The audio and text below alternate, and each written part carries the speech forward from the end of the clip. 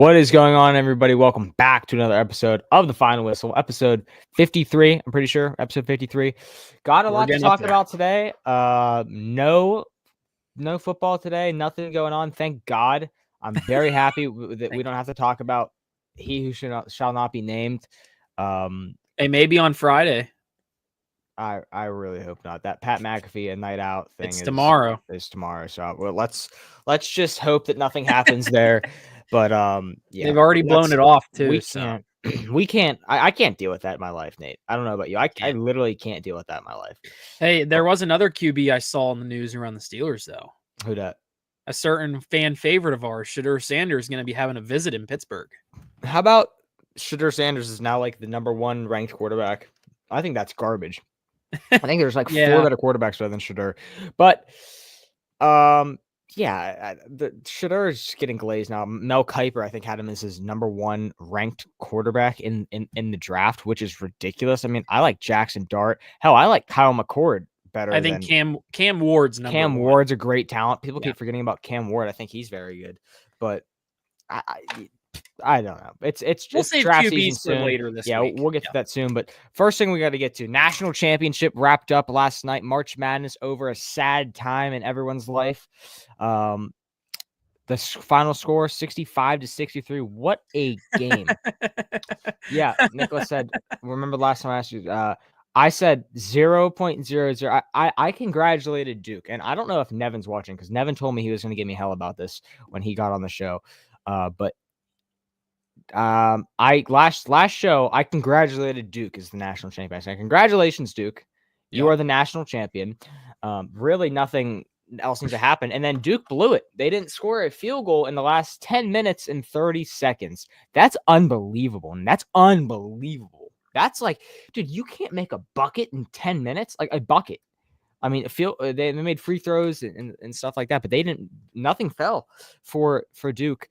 And Houston advances to the national championship. A crazy game that was. And then Houston plays great. I mean, tremendous defense that first half. And halfway through the second half of basketball, they were up by 12 points at one point.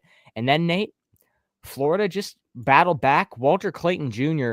was shut down in the entire first half. 0 points in the first half for the best player on Florida, arguably. Clayton Jr. had 35 minutes, was 3 for 10, shot 30% from the floor, 1 for 7 from 3. He was hucking up shots. Did you watch it? I got the highlights. Pulling from half court for like no reason. Yeah. He was getting doubled the whole game. And every time that Clayton would get a chance of separation, he would just pull from half court. And I'm not gonna lie, it was making me mad. I was like, dude, like, you have a natty on the line and you're just chucking from half court. But I mean, they still ended up winning. Houston played unbelievable. I think Houston played easily better than Florida.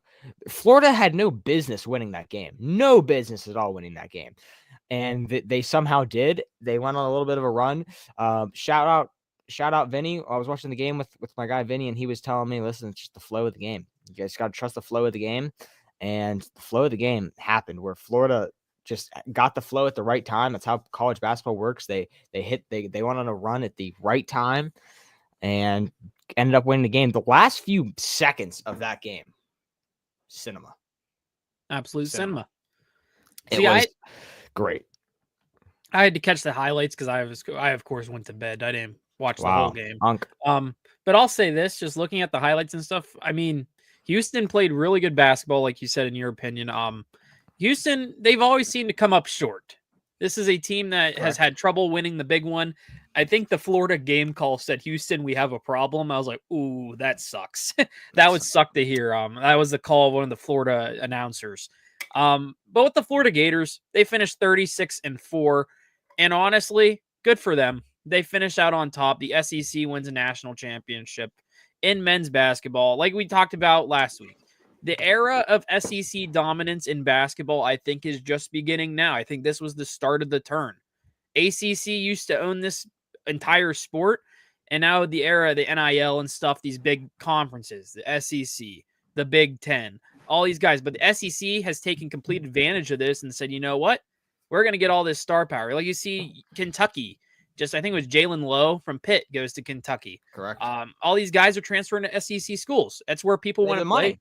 Yeah, Robert we talked Morris about University. it too. Robert Morris University lost to their entire team to NIL. Not their starting 5, their entire team to NIL after their coach signed a 5-year extension. Entire team. Yeah, you could be like St. Francis. They just dropped to D3 right after losing. Yeah, like a team like RMU, like stuff like that, you're going to have to at some point. You don't have the money to keep these kids. You basically, you're getting a year of, and you got to hit the jackpot in a year if you want any chance at a conference championship. Yeah, overall, I thought this was a good tournament. I thought it was fun. I know a lot of people, we talked about this too last week about how everyone was upset. It's all 1 seeds. It's all chalk this year. Wham.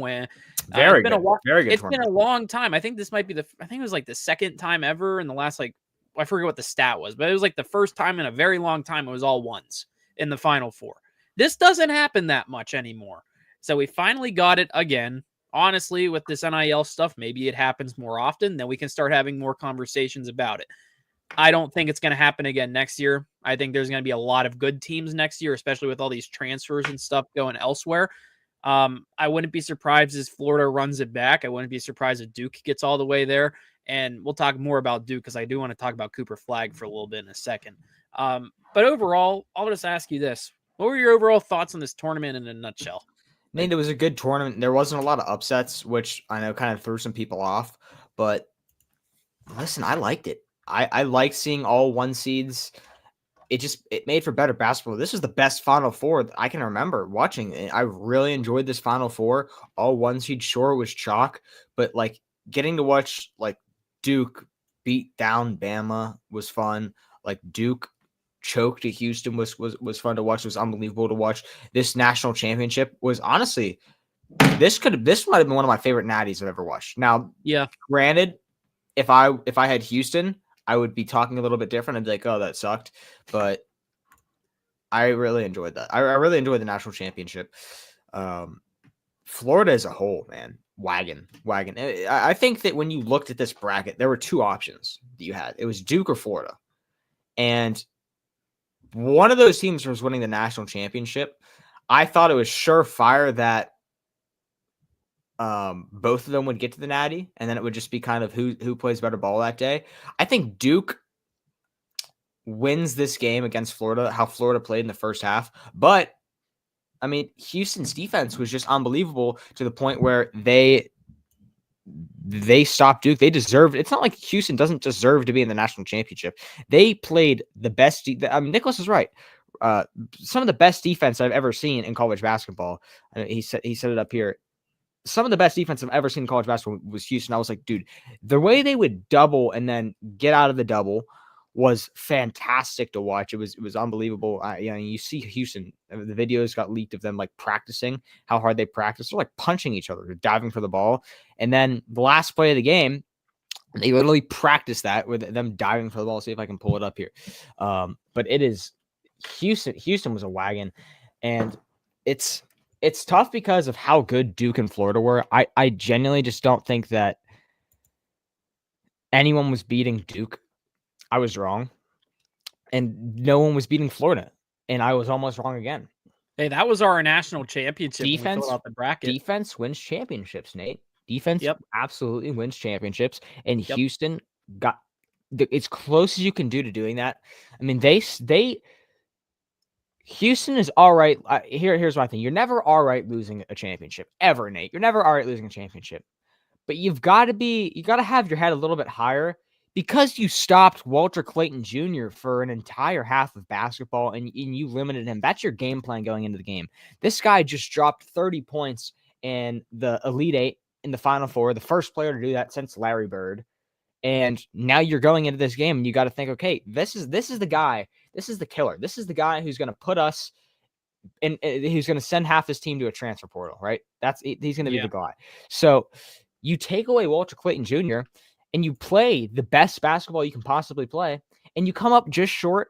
I think that leaves a little bit of a bittersweet taste in your mouth in a few weeks. Obviously, right now you're mourning. You're like, damn, I can't believe we lost that. But you did it.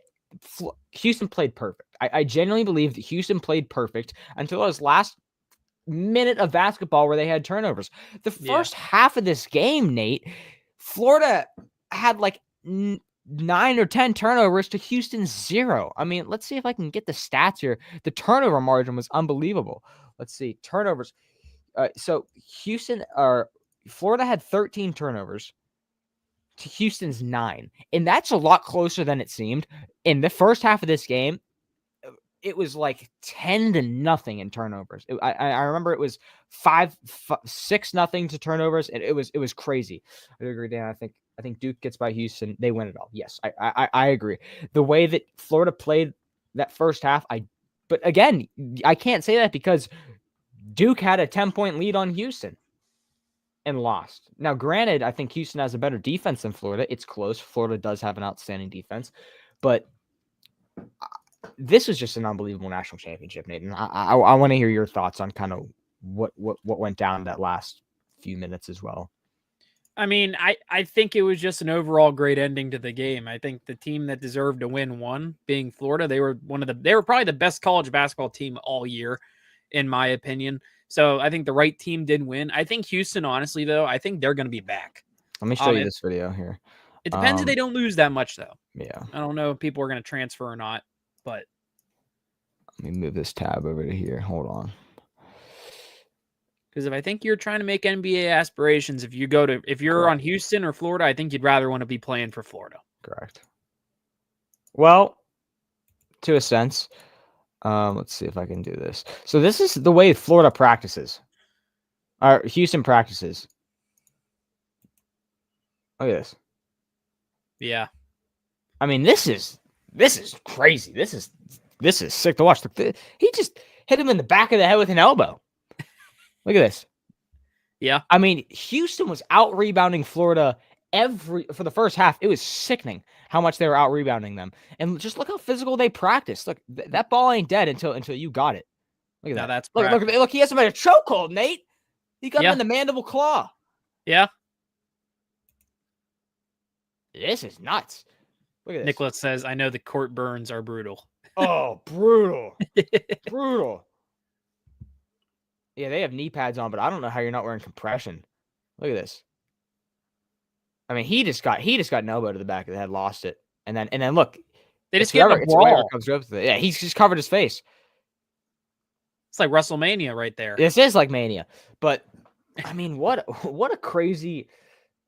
You got to be nuts for that, but yeah, they are. Houston is jacked as well. Have you seen that picture? No. Nate? Here, pull it up. Houston. While you pull that up, though, I'll say this about Houston. I think they're going to be back. Like I said before you pulled up that clip, it depends on if a lot of people are going to be leaving or not to go elsewhere, maybe SEC, Big Ten, because I think they'd rather be there in the competition-wise over the American Conference. But yeah, oh my. Yeah. Yeah, that's a physical team. For sure. Physical specimens. Let's see if I can. They look like a football team. They do, bro. I mean, like, I guess this it won't let me zoom in here. Average time to run a mile, 5 minutes and 19 seconds. Yeah, that's nuts. That's crazy. I mean, this Houston team, Nate, I really underestimated how good they were. And they played just amazing. I mean, you look at the stats here at this game. LJ Cryer, 19 points, 37 minutes. If I'm a Houston fan, I wish I would have saw more out of LJ Cryer the last 2 minutes of basketball. On that last possession, I know they tried to get him the ball. There's no way, Nate, in my opinion, now that ball is not getting in LJ Cryer's hands. There's no way. Yeah. There's just no way. You got to make it work. And then that travel on the last play of the game was embarrassing. I mean, they had stupid turnovers, which are brutal for sure. But yeah, a great national championship. Yep. Ending wise, it had cinema. Like, you had the chance for a buzzer beater. I was standing up. I was like, oh my god. Then he traveled. He couldn't touch the ball. Crazy.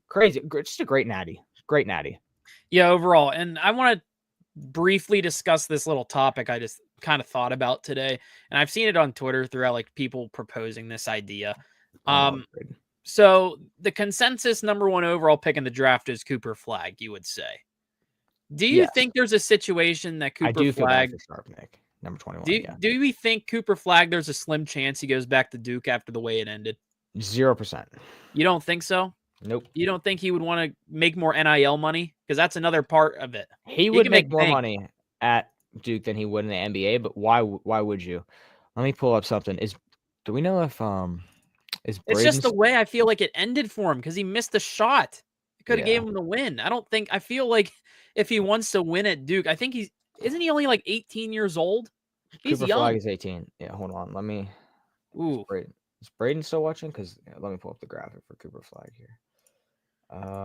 This is starting to make me think about Cooper Flagg. Like, I think he's going to go to the NBA like right now, but like part of me wants to see him play another year in college.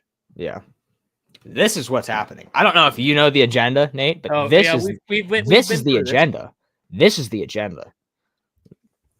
That's the agenda. This is what's happening. I like it or not. Cooper Flagg's a Raptor. But yeah, Cooper Flagg. I don't think here's my thing. You have a chance to go into the NBA at 18 years old. 18, he would be 18 getting drafted, right? You can statistically have so much of a better career. Like think of LeBron. When did he come to the NBA? 18, 17, around there. I don't think LeBron was 19 when he went straight out of high school. So LeBron was a young cat, and you just have more opportunities to build your stats and have, more points all the time. Cooper Flagg is going to be a great player, but I'll say this: Cooper Flagg is a national debate because no, he's not the best college basketball player ever. I still think what I saw out of Zion Williamson was the best college basketball player I've ever seen. Now, Cooper Flagg is great and all, but I personally, what I saw from Zion Williamson in 2019 was nothing compares, Nate. Nothing compares to that. Part of me wonders just the way it ended. Mm-hmm. I don't know. Like, I feel like if you want to be like this college great that I think he is already, correct, or he has the potential to be. He's only 18. He's a freshman. The way it ended for him, this was the most hyped player in college basketball this year. Consensus number 1 overall pick. And it ended on a shot that wasn't really the best looking shot. He missed it. It wasn't a bad shot. His shot was not a bad shot, Nate. It was not. Well, I'm just saying, not a bad shot. I'm just saying, like, it would have gave them the win over Houston. It could have led them to the national championship where we're kind of saying they'd beat Florida. Yeah. Do you think there could be like that sour taste in his mouth saying, you know what, maybe I can make some bank NIL wise, run it back with Duke, see what happens, try to get to the Natty and maybe up that stock even more, even though he's already number 1? The only way I think that I would do that is if like there was one team that I'm like, I cannot go to like say he just did not want to go to the Wizards. Dude, if I was Cooper Flagg, I would go to the Wizards. I would want to be the guy that turns a friend because dude, Cooper Flagg can be a guy that can turn a franchise around. Absolutely. Look at Wembanyama. Yeah. I mean, when that team's going to be good. And when you look at the Spurs when they're in the playoffs, you're going to be like, okay, Wemby's the guy that turned that franchise back around on its head. Now the Spurs have a legacy. They were the finals less than 10 years ago.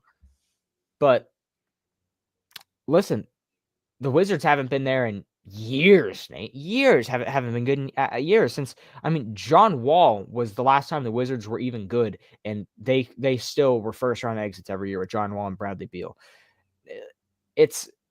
Listen. If I'm Cooper Flagg, I'm not saying another year. I want the chance to have another year on my NBA stats, so when I retire, I have more points, more stats, and everything.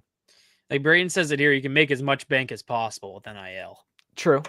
So that's probably true, but I think that he's going to be set for life regardless of what he does in college. He's going to get a max. He's going to get a max anyway. Hey, so why not have another year of stats on your NBA career? Why not? I have bad news for your Raptors thing. No. I simmed the lottery while you were talking. Number 1 overall, he'd go to the Hornets. Number 2 is the Spurs. Number 3 is the Nets. Could you imagine Cooper Flagg going to the Spurs? Oh, people will be really mad. That would be cool. Your Raptors got number 8 overall, by the way. Oh my God. Sixers ahead of them. 7th.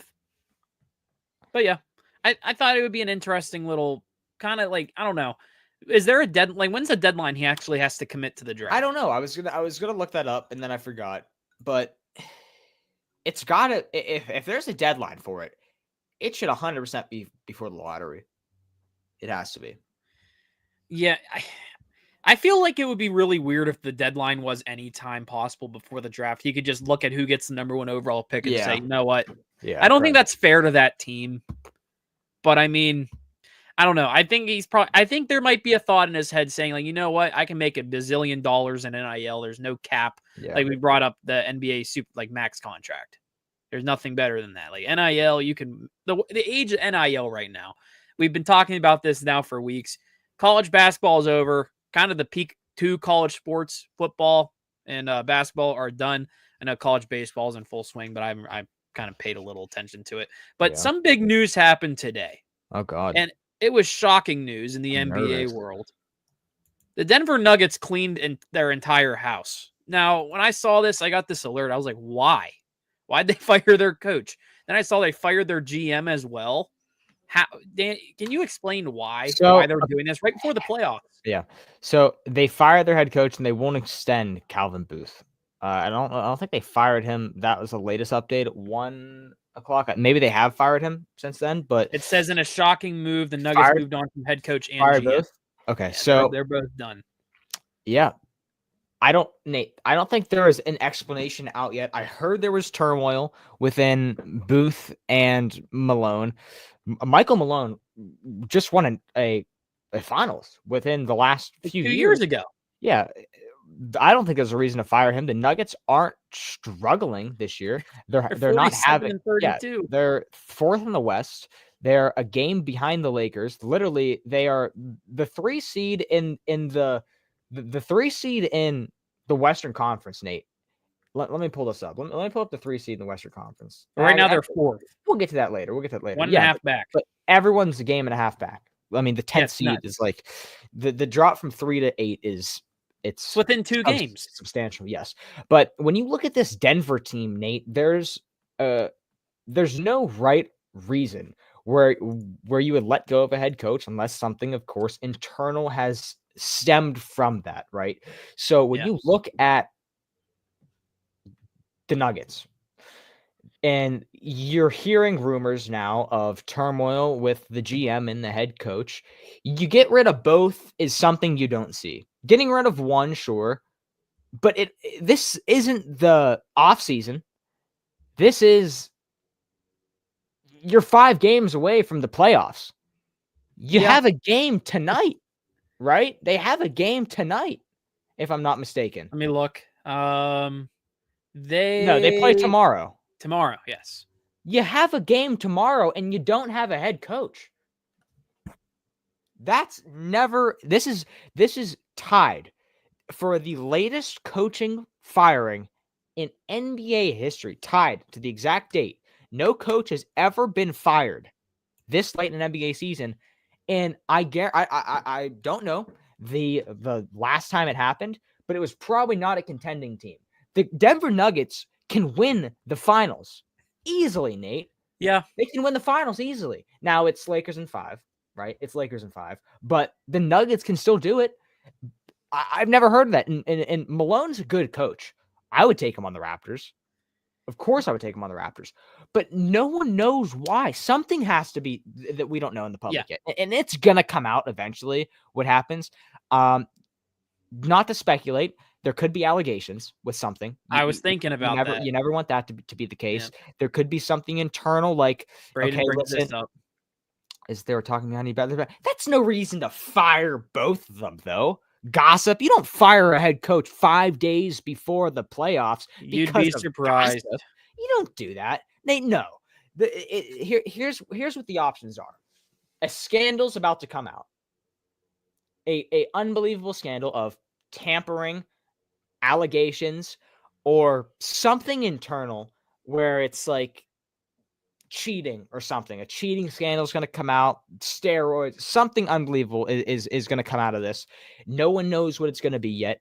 But this is so peculiar that I forget who it was on the Nuggets responded to Shams when he tweeted this out and was like, a bunch of question marks. Like they didn't even know, and they have no clue why. Literally, Nate, I don't have answers. I don't think anyone has answers. Malone might not even have the answers. But to get rid of both your GM and your head coach the same day, 5 days away from going to the playoffs when you're a 4 seed it's strange. It's strange. This is the type of move that you'd see a team already eliminated from the playoffs like the Hornets do. Correct. Not a team that is the 4 seed going into the playoffs that is a bump. That is almost like around 20 games above 500, possibly. And it's not like Malone's in a contract year or anything where like, okay, he's one game away from meeting his quota, like the Pirates did with Rowdy Tellez, where he was like one hit away from, and then they waived him. Yeah, of course. This has nothing to do with that. The Nuggets aren't struggling. They're 47-32. They're the 4th seed in the West. The only thing that sticks out on the standings right now when I'm looking at it is their last 10. They're 3-7. Mm-hmm. Like that's not a reason. You're still 47-32. Yeah. I understand if they're going to be like, well, we should be better than this. You should have done more. We shouldn't only be in a 2-game gap. Well, the Thunder are just really good this year. I don't think that anyone was catching them. Also, 47-32, you're firing your coach and GM. That is the type of move a rebuilding team is making. Correct. Like a team that is ready to just blow it all up and tank like the Pirates did for billions of years now. But like they fired Neil Huntington, fired Clint Hurdle at the same time, fired the president. They brought in a completely different regime that also sucks. But case in point.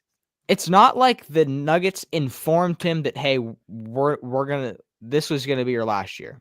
Like be like, hey, this is gonna be it. We're gonna either let you go after this year or we're not gonna extend you or something like that. They just canned him. Unbelievable. The Nuggets odds have dropped substantially. They're plus now 3,000 to win the championship. Do you think they have a shot to win the championship still without their head coach that they've had the entire season? Right. And how does this affect the morale in the locker room? Let me just say, if they win the championship, it's a story. Because I feel like this reminds me of like it was all like, I know you hated on McNeese too, but like it was their coach, I think, that was leaving to go to NC State. And the players knew about it. So like that didn't really ruin their morale. We hear Calipari to Denver here. But let me say this about here. Like these are professionals. I'm kind of curious how these like grown adults are going to take this news. As you saw on Twitter, like some of them are just practically confused in the replies. Now, if they win it all, I think it would be a story of all time. A best of 7 series with an interim coach. That kind of worries me here. Lakers in 5. Like you right now they'd be playing the Clippers in a 7-game series. I'll still take the Nuggets, but but at the same, it's kind of like I don't know. Like Braden says, this is how I feel. Like the more we talk about it, crazier it seems. Has to be an allegation. There's got to be something. Like I don't know like how to talk about this because it just is dumbfounding to me that they fired their coach and general manager right before the playoffs start. They are 47-32. This is the type of move, like I said, you see a team like the Jazz or Pelicans making who aren't making the playoffs anytime soon. You would see this from the 16-63 Jazz or the 17-61 Wizards, a team that has said, you know what, this rebuild has not gone well. You're not a good coach. You're not a good GM. President of basketball operations, you're gone too. Those are the types of moves. This is like an entire cleaning out of the front office practically. I wouldn't be surprised if there's other things coming out soon. But like, I kind of like, I'm not going to conspire like you said, we're not doing that. But it's like, I kind of get where you're going with like, there could be like something that drops right before the playoffs. And I'd hope for the players' sake, if it doesn't involve them, it would come out after the playoffs. Cause I would hate to know like, oh, our coach or GM are doing something that could affect you in terms of losing your pick. Yeah. So if something were to happen coaching wise, you could lose your first round pick or something like that. But that could be the situation where, like, per se, the Astros GM and coach were suspended for an entire year and they lost the draft pick, but they weren't fired. Yeah, they were just suspended. Like the Astros coach that year, I think, is coaching the Tigers right now, and I don't know where the GM is. like Brandon says, a lot of these guys are long-term Nuggets. Malone has been there for years. Nuggets are in line for a first-round exit. I can see that too if they just collapse. This is like, I'm very curious what the Nuggets are going to do this offseason because there's no reason for them to just blow it all up. There's no way they would move on from a Jokic. No way they move on from any of those guys. Jokic is either a Laker or a Raptor. One of the two. He's a Raptor. He's coming to the Magic. That's where he's Wow. At. Jokic and Cooper Flag on the Raptors. Wow.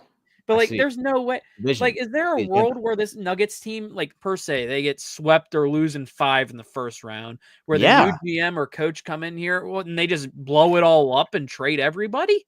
Like Jamal Murray, for example. You think that would happen? Like they would say, you know what? Let's move this guy. Keep Jokic. Move everyone. You have a else. championship window. Like, yeah, I think they're still in the championship window. Easily. Not now, but they were. Yeah, they were literally a couple hours ago. I mean, like I said, if the Nuggets win it this year or get at least to the finals in the Western Conference with all these news, if they get past 2 playoff rounds, I will be legitimately shocked. I think round 1 is possible. It kind of depends what the seeding looks like because, like we said, the 3 through 8 seed are all like 2 games apart. The Lakers, Nuggets, Clippers, Warriors, Timberwolves, and Grizzlies. All 2 games apart right now. Brandon says everyone but Jokic is tradable, Malone or not. Kind of how it is. And that's kind of what I'm wondering. It's fine. Like, do you think instead of if they're gonna do that, like, could it just be like a retool instead of a rebuild? Like, I don't know. There's a reason. I don't think you need to rebuild. That's what I'm saying. I don't think this is a. I don't think this is a firing in terms of we're bad. I think this is a firing in terms of something happened internal. I don't think that they're going to clean. I don't think that player wise they're going to clean house. I think the only way that they lose players is if the players have now lost trust in the organization, which I think you have to. I would lose trust if you blindsided me and got rid of my head coach who just won me a championship within the last few years. I think that sets a precedent that no one is safe here, and I wouldn't feel comfortable re-signing as a Denver Nugget, and I would want out. I would want out. Yeah, MPJ is getting old. Murray's getting old. Jokic is getting old. I don't know, man. It's weird. But going from this, let's talk briefly about the playoff outlook. Because this is starting really soon. Let me pull this up here. This is. Well, I mean, you got to talk about the West here. That's it. It's the West. Yeah, it's the West's to lose. The funny thing about this, Danny, every spot in the East is confirmed. 3 through 10 in the West is still up for grabs. 3 through 10 is unreal, Nate. It's absurd. All right, so yeah, let's talk about the East first. Yeah, Eastern Conference standings. Let's see if we can move the. How about the Pistons? Yeah. What Pistons a year for them. Yeah, what a year for them. They worst team in the NBA last year. Go to a 6 seed. So the playoffs are set in the East. Everyone's in the play-in. And these teams are locked into the plan, and these teams are locked into the playoff berth. So nothing is going to change. The only thing that can change, I think, is the seeding between 6, 4, and 5 here. I would say everything's probably locked in except for Milwaukee and Detroit. That some of the play-in order can probably change too because they're really close. Play-in order can change, but then you look down here, Nate. Yeah, this is absurd. Look at 3 through 8. All within 2 games of each other. So if you're a team of the Los Angeles Lakers and you lose 2 in a row, you're the 8th seed. If you're the Memphis Grizzlies and you win out, you're the 3 seed. Yeah. The Suns are still alive too. How about that? Suns are alive. The West is brutal. It is a dogfight. Let's see. The 4 seed in the East would be tied for the 4 seed in the West, right? So yeah, but the drop off is crazy here. The drop off is crazy. The play-in teams here would be the 4 seed, 5 seed. Look, the Grizzlies or the 8 seed would be the 4. But the Grizzlies right now, or no, not the Grizzlies, would be they would be the 5th seed, and they're the 8th seed. You'd be the 5th seed. That's crazy. The West is tough. Let me just say, do you think the champion's coming out of the West? Like, is it case in point? It's coming out of the West. I knew you were gonna do that. How did I know?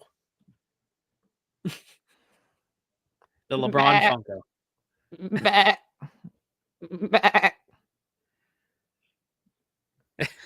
SGA.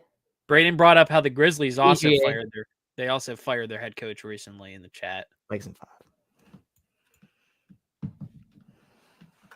It's Lakers. Luka, Don, and LeBron. Weird. What move was more shocking? The Nuggets firing their coach today and GM, or the Luka stuff? Luka trade. Luka trade's the biggest trade in sports I've ever seen in my life. Yeah, I think in our lifetime it's up there. Yeah, easily. It's number 1, I think. Oh goodness. So who's your champion? It's out of the West? The NBA. But it's coming out of the West. It's the Thunder or the Lakers. Yeah. Pick your poison. Or one of these two teams. Or the Cavs or Celtics, or say the Knicks go on a storybook run. You want to hear my finals?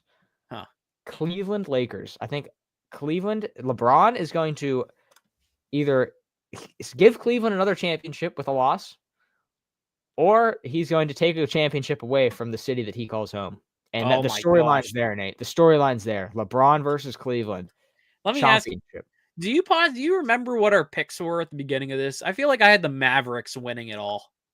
You did. Yeah, you did. I picked the Mavs because I was high on them. I might have had Celtics or Raptors.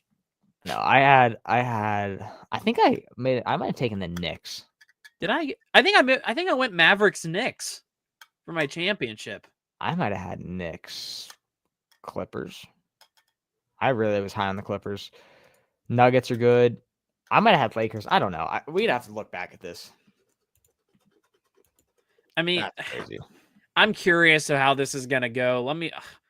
If I'm looking at it right now, based off what I think is going to be the finals, I'm going to take Lakers versus, honestly, we could get Lakers Celtics.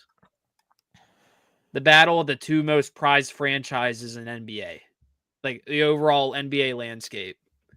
The Cavs look really good in my opinion. The Thunder can be really good in my opinion. It's still the youth of the Thunder that scares me a little bit. Like we saw it last year in the playoffs as well. They do have a year of playoff experience now. Were they the 1 seed last year at the top of your head? The Thunder. Or were they the 2? I think it was the Nuggets. Maybe Thunder. Might have been.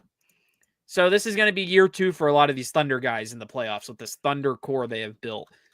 I don't know if I'm taking the veteran prowess of honestly LeBron and Luka in the playoffs over the young group that the Thunder have built.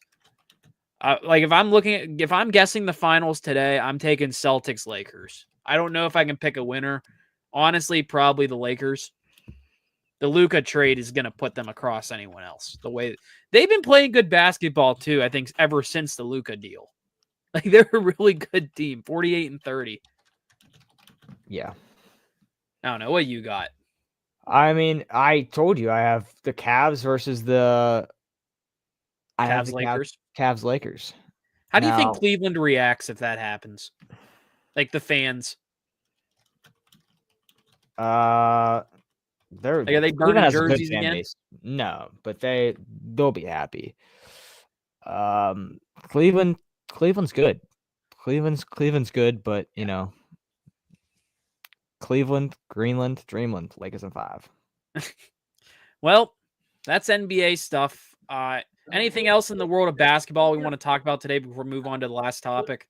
If you had to pick, before we go on to that, if you had to pick your champion, who is it? I said Lakers. Lakers over Celtics right now. You're for sure going with the Lakers? I am going to go with the Lakers just because of the Luka deal. Celtics are good, dude. I don't know. The Cavs beat the Celtics earlier in this year, so it's good. But I really think what the Lakers have done, especially since the Luka deal, I kind of wish AD was still involved in that whole fiasco they have in Los Angeles. But I mean, it's right there. I kind of want Luka to win his first ring too. I know people say people don't like him that much because he doesn't work hard. Oh, like he's lazy, like all that crap. I think he's good. I think he deserves it.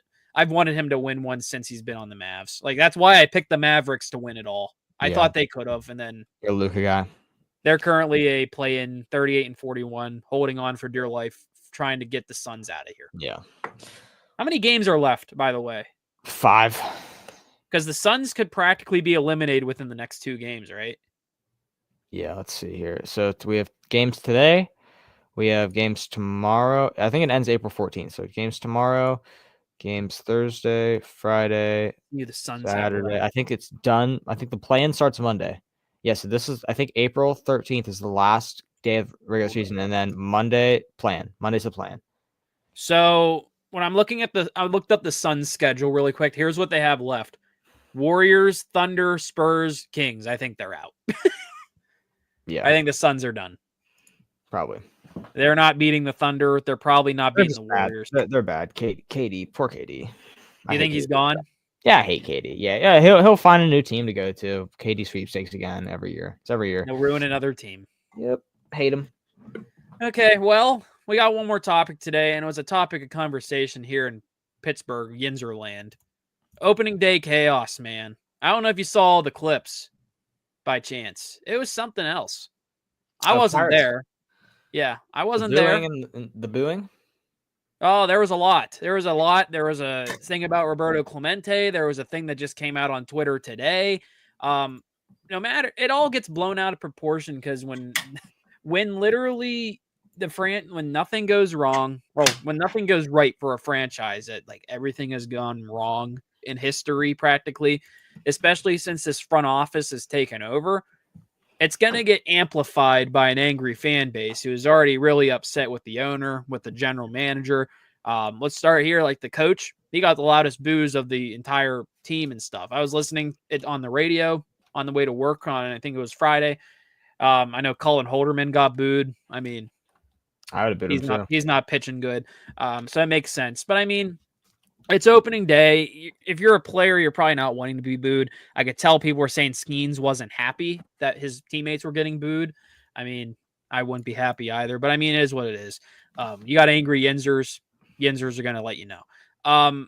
Whenever I look at what happened after, Derek Shelton got the loudest boos of all time. It was deserved.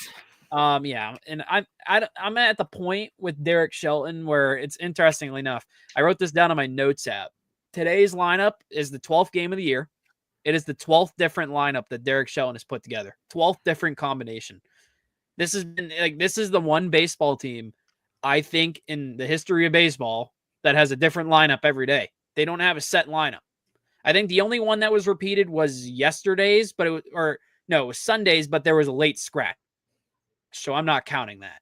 It was the announced lineup. It was different all 12 times now. But he gets booed. I think if the Pirates continue to go on a downward spiral, I mean, they've won 2 in a row. If they win tonight, they're only 2 games under 500. Season's kind of saved. That's kind of where you think they would be. I think if they go on a downward spiral, though, if they Cardinals are bad, Nate. Cardinals are bad. They got and Skeens is pitching tonight. So the Pirates are in a great position to win their first series of the year, by the way. But if the season goes haywire and they just keep playing bad baseball, I could see Shelton being the scapegoat for the GM, like easily. Shelton is gone probably in like a month or 2. But I mean, it's the Pirates. So then the game's going on, and you probably saw the viral video. Bob Nutting thought it would be a good idea, the Pirates owner, to walk up the rotunda in left field. I don't know if you saw this. Idiot, I saw this. And right in front of the crowd, the sell the team protesters, by the way. Yeah, it was a funny video in my opinion. They also bought a plane that circled around PNC Park. Here's my thing about these protesters, and you're allowed to protest. I see them on social media all the time. It's like, you can't go to games. You're not allowed. Why are you telling people how to fan? If people don't go to games, it's not going to change anything. The attendance has already been bad. It's not going to change nothing. And the funny thing is, it's kind of hypocritical. You're telling them to sell the team. You're telling people not to buy tickets, but you're buying tickets just to boo the guy. Yeah. But that's kind of that. Then literally the game 2, the Pirates lost as well. And a fan noticed that the Roberto Clemente logo was taken off the Clemente wall and replaced with a Surfside ad. Now this was already changed. They already took it down, I guess, changed it. They had to do a whole press release. I can't believe they changed this fast. Well, you had Roberto Clemente Jr. putting out a press release or a tweet about it. Clint Hurdle tweeted about it. Yeah, I saw that. So this is the thing with the Pirates. Now, a year where maybe like they were 20-8 2 years ago or last year's hot start. If they were playing good baseball, I don't think it's getting viral that much. I don't think it's that amplified. I think it's just we as fans, everything that can go wrong for the Pirates on the field gets even more wrong off the field, which is hilarious. Yeah. And they said it was an honest mistake. I think it was Travis Williams, the president, doing a big oopsies, not realizing there's already a bunch of angry fans. You're going to make people mad. And then the one today, I think this is the dumbest one. I mean, I get why people are mad, of course. Do you know how they redid the sidewalks outside of PNC Park, supposedly? No. Like home. So you know how they have like those bricks that people buy? Yeah. Like you put your name on it, say PNC Park, la Nathan on it. Okay. So they redid the sidewalks outside of home plate. And what happened was people noticed the bricks were gone. This, of course, is not a big deal in my opinion, but it's being amplified into oblivion, of course, because people are upset about it. It gets found out that they were at a landfill. And what's even the best part about this is people paid for these bricks, so I get why people are mad about it. Mm-hmm. And some of them might have like in honor, in memory of someone, honestly. So I get why people are mad about it. I'd be mad. But this is just a case of literally the franchise has terrible PR. They don't know how to do anything positive off the field. They do the Pirates charities and stuff. I wouldn't be surprised if something's wrong with that soon. Someone finds something bad someone said in the past. Everything this team does wrong on the field doesn't help it off the field at all. Did you see the former Pirate died today? And that reliever? Octavio Duval. Yeah, it was like he's a journeyman. Yeah. He was majorly on the Cardinals. I remember that one. That roof collapse. That's crazy. Yeah, that was nuts. Keep going though, sorry. It's just wild how like the guy that posted the Clemente stuff, he said, hell of a week for the Pirates PR team. Sure. Like, I would hate to be a public relations intern right now for that team, having to type up all these press releases on your first day of work. Yeah. Say like, oh, I'm so excited to have this internship. And then out of nowhere, you're like, oh, I have to do a response to Roberto Clemente Jr. about his dad's number being taken off the wall, or I have to do a public the Bucko bricks, as they're called, being put in a landfill. Like, I think the lack of transparency from this team is just baffling to me. And you know what? I'm happy the offense woke up yesterday. It was a pretty good game to watch. I was watching. I'm really hoping they win tonight, because if you win tonight, you're 5-7. I think the season's like the Pirates have a good opportunity overall to save the season pretty quick after a sluggish start, because they have 3 against St. Louis, who have a good offense, but they were silenced yesterday a bit. Terrible pitching. 3 against the Reds, who have the same record as the Pirates, and it's going to be a good series, I think. And then 4 against the Washington Nationals, who also have a losing record. It's literally a great scenario for this Pirates team to, you know what, say, screw it. Let's win a series. Let's win 2 series. Let's maybe split a series with the Nationals. They can easily find a way to 500 or maybe a game over 500 by the end of this. I don't like, they don't have to sweep every single one of these games. But I mean, the way to win this fan base back over that's finding random stuff to like whatever. Here, let me I'll share this really quick so you can see what I'm talking about with these bricks. Because I think this is funny how this is all happening at the same time. There's the bricks. Wow. That's crazy, dude. They're in a landfill. They're in a reserve. Like, they're having a terrible PR week. Yeah. That's like everything is going wrong for this team. Like, I want to be so happy baseball is back, but it's kind of hard when literally anyone is finding all this stuff all at once. Like, this is all in the span of the homestand beginning. Roberto Clemente issues. You have Bucko Brick issues. You have the Yankees coming to town whooping the Pirates 2 out of 3 times. The second time they should have beat them, but it was the bullpen, of course, and pitching staff blowing it. But yeah, I thought that would be an interesting way to end the show. I know Friday, I can actually do Friday for once. Yeah. Honestly, I don't know what we have in store for Friday yet. Maybe Possibly. talk about. Hopefully not Aaron Rodgers. Hopefully not Aaron Rodgers, but you know what we could talk about? We could do maybe a tier list. Haven't done one of those in a while. Sure. Yeah. We could do quarterbacks not named Aaron Rodgers, like in the draft. Yeah. Because mock draft seed, we need to do a mock. It's been a while. Yeah. But yeah, that's that. All right. Well, thank you all for watching. That'll do it for today's episode. Again, thank you all for watching, and we'll see y'all next time. See y'all later.